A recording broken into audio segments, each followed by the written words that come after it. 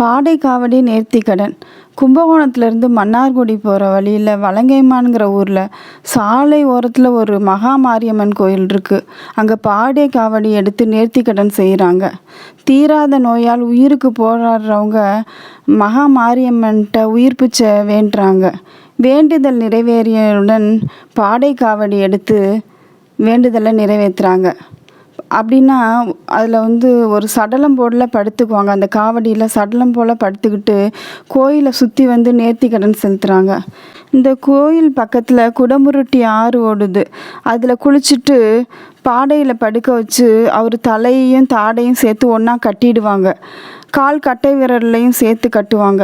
அதுக்கப்புறம் கோயிலை சுற்றி 3 தடவை வலம் கோயில் முன் மண்டபத்தில் பாடையை இறக்கியதும் கோயில் பூசாரி அம்மாவை வேண்டிக்கிட்டு அபிஷேக நீரை அவர் மேலே தெளித்து எழுப்பி விடுவார்.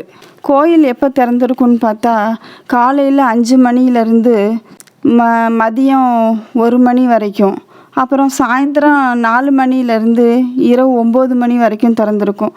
ஞாயிற்றுக்கிழமையில் அதிகாலை 4 மணிலேருந்து 10 மணி வரைக்கும், இரவு 10 மணி வரைக்கும் நடை திறந்துருக்கும்.